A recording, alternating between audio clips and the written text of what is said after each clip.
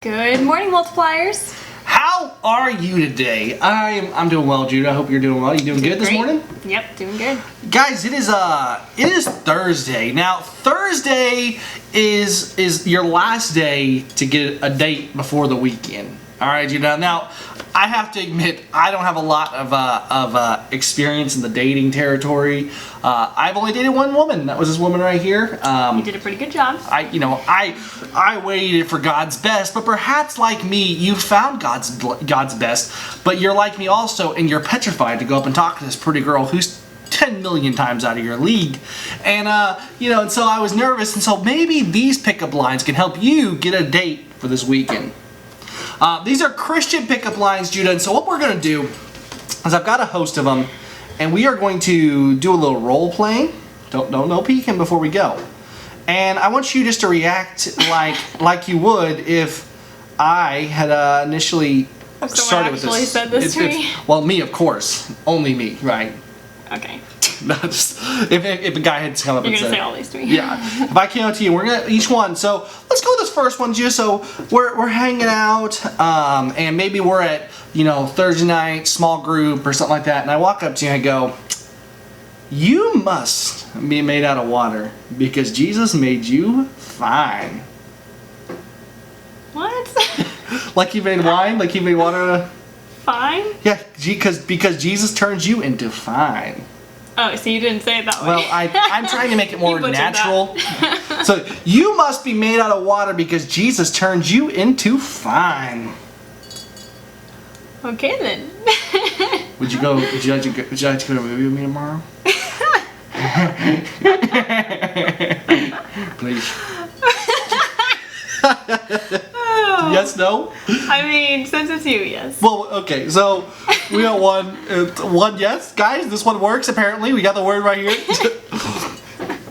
I've been struggling with loneliness. Would you mind meeting with me to pray about it?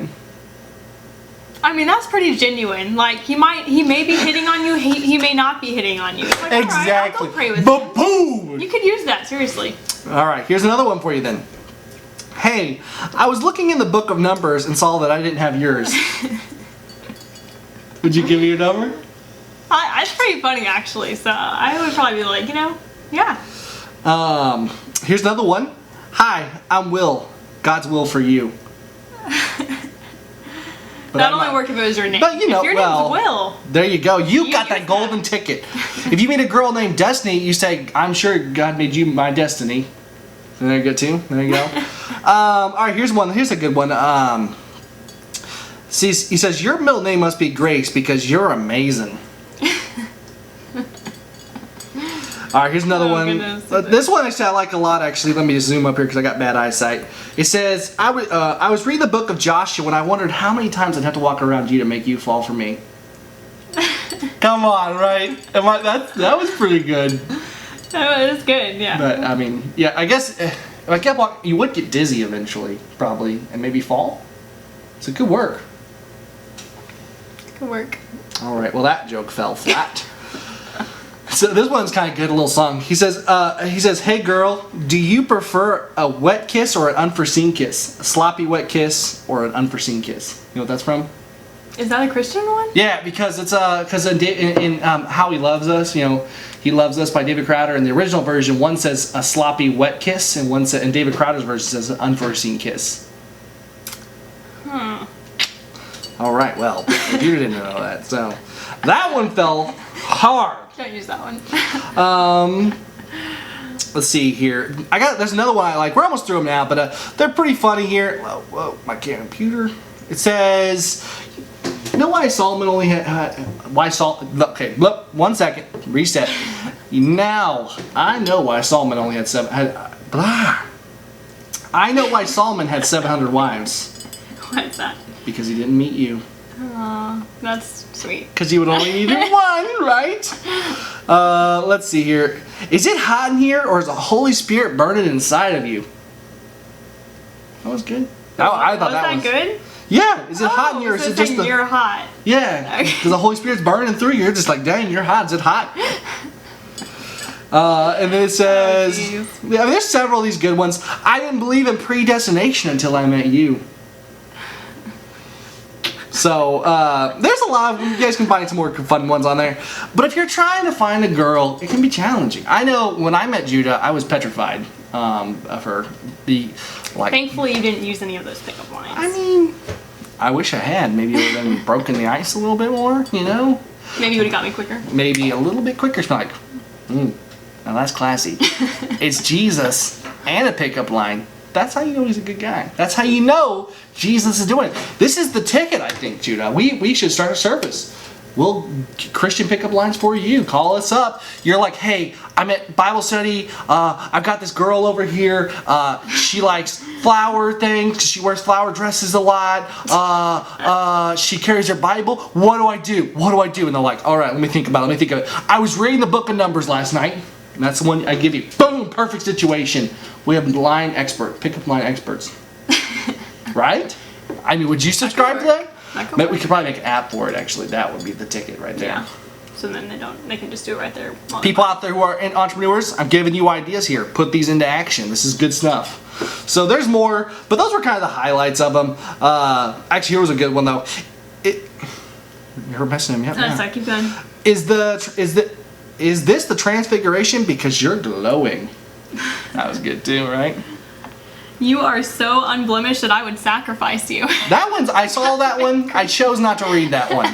I was like, that's a little bit weird. All right, it's like, yeah, no, that was the one where I had to. Or that one. Yeah. There's a couple weird ones, but I wasn't gonna do. But anyways, guys, if you're searching for that right lady or guy, hopefully these lines help you out because it can be challenging. It can be very challenging. I'll tell the story about how me and Judah met sometime. We'll tell the story on here, I'm sure. But Judah, of those, which was your favorite, and which one was the one you think would most work on you as a lady? She's taken though, so don't try this on her.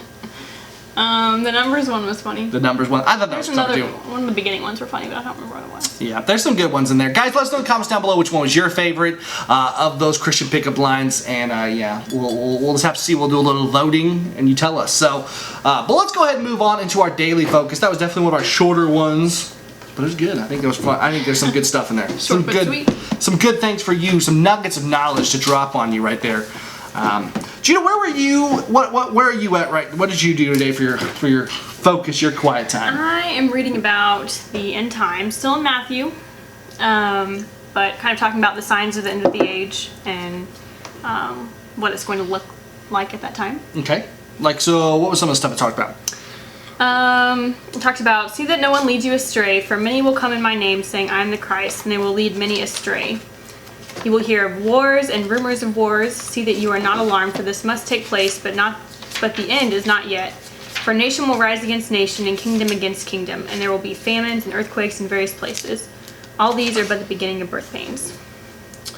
And there's a lot more. So, like, what was it? What were you getting from that? Well, a lot of these are happening right now. It's talking about wars and rumors of wars, and just the war on Christians in general. I think it can talk about, physical and spiritual war, kind of. And, persecution, ISIS. Yeah, there's a whole bunch. I mean, like, the world we live in is really kind of getting crazier all the time. I think you can say, there's always been some bad person, there's always been wars, there's always been things happen, yeah. But as you look at the Bible and you start to see the things it talks about in Revelation, I think stuff starts to make more sense. You better see that context coming into play more now.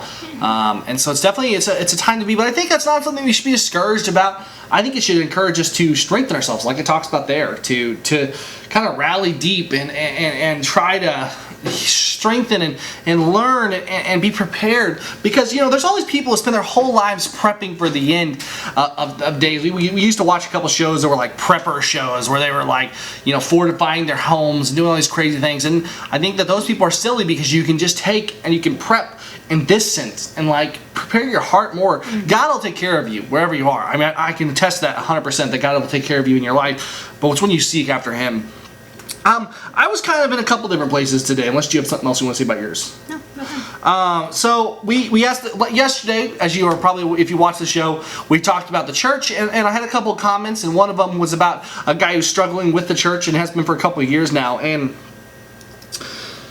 I thought I'd share some of my experiences, I guess. When I was younger, I'm a PK, pastor's kid, and growing up, I struggle with the church because I'd seen so much negativity from it, in the sense that it's all people who I thought were good and all of a sudden they weren't, and I really struggled with that in my heart to understand what exactly I was supposed to do in my life and like why this body was like. And at first I wanted to just tear it all down and start over from scratch. When I first felt called to ministry, that was my initial plan. I was just going to be a church planner. I wanted to go out and plan a new church and just get rid of all the norms. But here's the thing I began to learn as I got older is that people are people and they're always going to be people. And that you can't run from that. And I think that's the beauty of the body.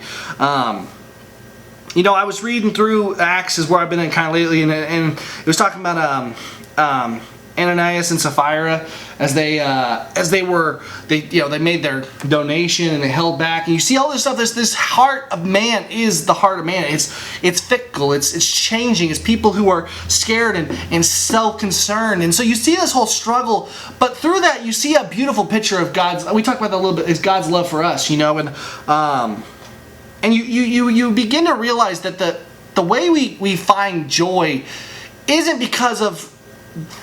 necessarily always because of the church itself. It's because we're in that community, and there's nothing you can get more than I know for me. There's nothing I get more joy from and more building up when I'm around believers who are also talking about God and enjoying that conversation and going through all that stuff, because it's so easy to get off on yourself. And I know Jude and I, since we've been in Springfield here where we live now, we've probably gone to how many churches? A lot.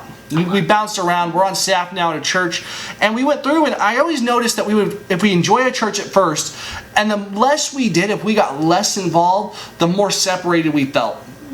And before you know it, I felt like we were completely set. I was like, why are we even? Let's just go somewhere else. I don't even like it here. We don't know anybody. Well, it was us doing it. It wasn't necessarily the church. People aren't perfect. That's always going to happen. You're never going to have that just perfect moment. The Bible talks about building each other up in loving good deeds, and if you're not surrounding yourself with fellow Christians and brothers and sisters in Christ, then you're not going to have that. That community build up, and you're gonna find yourself. You're gonna find that you're gonna fall by the wayside. Your faith is gonna become unstrengthened. It's because it's like maintaining a car. If I have a car, I can't just drive it. If I drive it and don't do anything to it, it's gonna run out of gas. And even if I do one of those things, I keep it gassed up, but I don't change the oil and I don't check the tire pressure. I don't do all these things. Before you know it, my car is gonna deteriorate and it's gonna break down on me. That's what faith is like. If I don't keep the equation in the balance, Satan finds one avenue and he's going to get in there. He's going to break it apart, you know what I mean? And that's where stuff like this, because life is getting tougher, and that's why being a Christian is getting harder and harder, because people are restricting more and more, and it's getting more and more difficult to do this. And if we as Christians don't rally towards our faith, then we're going to be overtaken by the storm, you know what I mean? And you look at this and you look at Acts and you see that call, and I challenge you, if you're struggling with the church, which many of us do, is not to lose hope, because hope isn't found in our surroundings. That's one of the main things that we have to see, is that my hope isn't found in the fact that I have a roof over my head or I have money in my pocket or anything like that. It is fully found in Christ. I'm not a Christian because I want fire insurance or because I want to go to heaven. I'm a Christian because I love Jesus, and I realize He died on the cross and He's the Lord of my life, and rightfully needs to be the center of my life. And in loving Him, you want to honor Him by being in His body. Exactly. And every member of the body is important. Like, if you're not attending church, there's a vital part that's missing of the body. Absolutely. And, no matter how big or how small. So if you want to love the church more, dive neck deep. I mean, get completely in there, head over heels, fall for this thing, and you may get hurt, you may get burned. But the thing is, we don't do it for them. We do it to honor God. And if you honor God, He will honor you. We can attest to that 100%. And so it's easy to get caught up in a circumstance, a momentary point in time, and say, I'm done with it, or I don't care anymore, I haven't felt. But are you seeking Him? Elijah, this is what I'll leave you guys with. Elijah, there was a point after he had defeated the prophets of Baal. Well, God defeated the prophets of Baal with him, using him as the vessel, and all these things happened. And then he had that bounty basically put on his head, and he runs into the desert, and he gets all the way out into this mountain after this long journey. And he gets up there, and there's this wind that comes over, and this mighty wind, this mighty fire, and this great wind, and this great rain, and all these things happen. But God was in none of the loudness. It was after that all happened, there was a still softness. And most people believe that God was in that still softness for him, that still silence that was just there. Because God doesn't yell at us most of the time. He whispers. And it's whether we're willing to listen, and we're in tune to listen by spending our time in our Bible, praying, spending time to be ready and willing to step out when he says it to you. Because I know Multiply Me is something I feel like this is something I've had a call in my life for years now. Years and years and years. But it took me a long time to be ready to get to the point where I can stand up in front of this camera every day and talk. And a big part of that was marrying Judah, and she challenged me to say, let's do it. I remember one day I was talking about how I would talk about all the time how I wanted to do it. I was like, we just got to do, it was called Five Stone Media at that time, but I was like, we just got to do it. I know God's going to do something with it. And you know, and finally she's like, let's do it. Let's do it right now. And initially you were kind of against it. Not because you just thought it would be too much, but you finally God worked on your heart, and you're like, no. And she's the one that pushed me over the edge to do it. I don't mean she restricted me from doing it. God made your heart to too. Mm-hmm. And there's been times we wanted to quit and everything, but it's when you push through pain and sorrow that you find true intimacy and joy with God. Mm-hmm. That's my knowledge drop for not knowledge, but my focus for the day is life's not easy. The church isn't perfect because I'm imperfect and everyone else is imperfect too. What's perfect is God, the Bible, and what He tells us to do. So I challenge you guys to find your joy in that and your strength in that, not in the things of our surroundings or a momentary thing. It's whether you find your joy in Him. Yep. Anything else, Ju, before we wrap up? No, you covered it pretty well. Guys, thank you so much for watching. Tomorrow we'll be back with our Friday show. We're going to talk about entertainment. What I'm watching this week, what we're watching this weekend. You know, Jude's going to leave me for part of it, which is going to be kind of a bummer. But we're going to talk about entertainment, what we're doing, and then we're going to have our end of the week focus too. So, guys, thank you so much for watching. If you've been watching all of our videos here, we appreciate it. If you want to see more, hit that subscribe button. There's a thing at the start of the video that says if you want to support our channel, there's several different ways we could do that. So click on those and see what you can do. Subscribing, liking, and sharing are a huge thing, but there's a few other ways too if you'd like to. Thank you guys so much for watching. I'm Dan. And I'm Judah. We appreciate your time. God bless. We'll see you next time.